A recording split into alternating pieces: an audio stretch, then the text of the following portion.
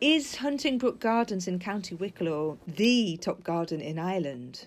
Well, it has stiff competition in that its close neighbour Powerscourt Gardens is ranked as the third best garden in the world by National Geographic. But what is the criteria for judging a garden anyway? In this video, I'll tell you why I rate it so highly, so you can make your own mind up. Sonia here at Plant Your Pitch Up. Today we are at Hunting Brook Gardens. It's Jimi Blake's garden. I've travelled quite a long way to get here. Is this garden worth boarding a train? Is this garden worth boarding a plane? Is this the most inventive garden in Ireland, nay, the world? Let's go and take a look.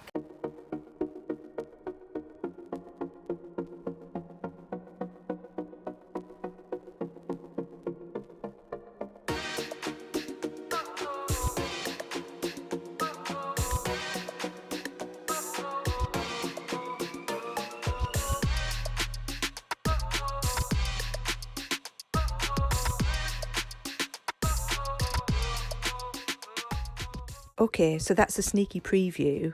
Now, let's break this down. So we have the stark contrasts between the distinct areas of planting. The garden is a stunning collection of unusual and rare plants of a breadth rarely seen. Then there is the artistry in the way the colours and forms are put together. And amazingly, there's no real hard landscaping, just plants and the natural topography of the land. So all in all, Hunting Brook is a unique and remarkable offering. Let's look a little closer. In his book, A Beautiful Obsession, co-written with Noel Kingsbury, 17 different areas defined. The plot Jimi inherited is 20 acres, which is 8 hectares. I feel like within these are some very distinct areas with specific conditions cultivated by Jimi to enable very different types of planting to flourish. For example, there's a meadow area which has a very open, light feel, and this is adjacent to a thickly wooded valley with tree canopy and a very enclosed, slightly mystical feel.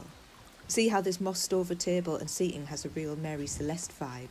This valley area, with its steep incline and prehistoric vibe, has a very different feel to other more gently wooded areas of the garden where Jimi showcases his early spring planting. Not in bloom whilst I was there, but he has a fantastic array of snowdrops, erythroniums, epimediums and so on. Then we've got this area near the house which is open to the sky and made into a gravel garden. I think I've heard Jimi on a podcast saying it's influenced by Peter Korn's work and he's interested in growing in sand. It has some of my favourite plants here, Aeonium and Pseudopanax ferox and hybrid Pseudopanax Chainsaw.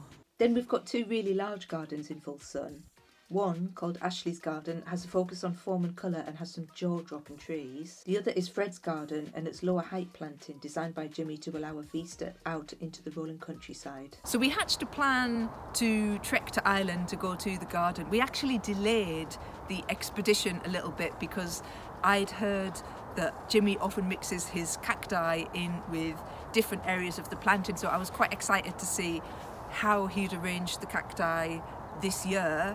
He'd actually put them out onto a table in quite a phallic kind of design, which obviously raised a giggle or two, not just with me and Cara, but also some of the other visitors there. This garden is an utter mecca for fans of unusual and rare plants. You can tell Jimi is a plant obsessive and a collector.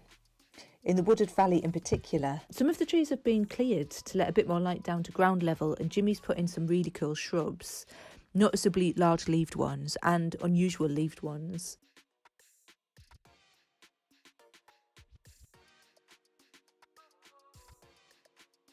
He's very obviously interested in new plants, plants that aren't particularly tried and tested. I mean, he is the one who is trying and testing them, and people are taking their cues from him actually because he's showcasing them in his garden, and as the popularity grows they then become available in more and more different nurseries and more widely available to the public. What is that?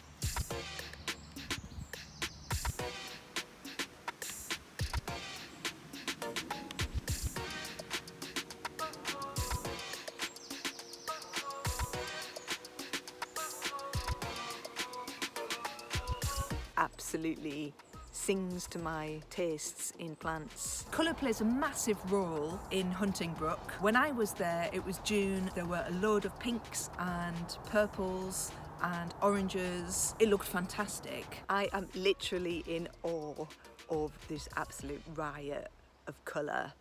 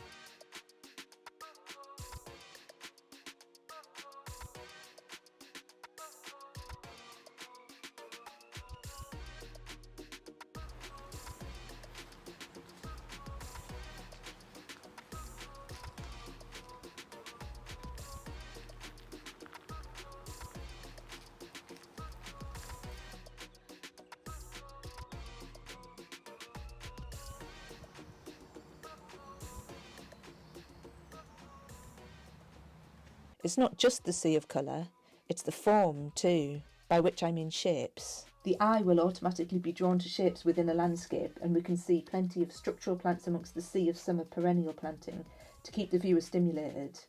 It's really a large part of what makes the planting exciting. And it's the way Jimmy has put it together that feels like artistry. I have never been to New Zealand, but I'm totally imagining this is what New Zealand is like. Look at these massive, massive leaves. Ferns coming out your ears. Last but not least, one of the things I found most impressive about the garden is that there's no hard landscaping to speak of really. The structure of the garden comes wholly from the topography of the land, strategic planting and the carefully thought out pathways, either gravel or wood chip. That's actually quite a feat, and if you think about it, there aren't many gardens without help from fences, paving and retaining walls and so on. Actually, Jimmy's sister Jimi Blake has her own stunning garden on some adjacent land, and I'd say the key difference between the two is June's use of hard landscaping to create open spaces and more formally arranged beds. You can tell that June and Jimmy are swapping plants between themselves, and there's some overlap in the plants palette, so it's really in the landscaping which sets the two apart. I just think it's really clever what Jimmy's managed to achieve, like mainly with plants. Jimmy's garden is a triumph actually, and I think the key to that, or such a big part of that, is because it's his own garden, which means he can do exactly what he likes. It's not like an English heritage garden or a National Trust garden where it's bound by a lot of rules and a lot of history. So Jimmy can please himself, and the foreword in his book actually is by Fergus Garrett, and he mentions that every time he visits it looks different, and Noel Kingsbury saying he's visited regularly over 6 years and there's always something new to see. And from what I can gather, when Jimmy runs out of space, he will quite regularly just sort of take out the plants and dig it up and then plant anew because he wants to try something fresh. So it's a garden of innovation and experimentation. That's what makes it so interesting and so exciting. So yes, I do basically think this is worth getting on a plane for. One can only aspire to have a garden as wonderful and immersive and colourful as this. So concludes another chapter in the Plant Your Pitch Up diaries. If you'd like to see another very experimental garden, then check out this video here, and see you in the next video.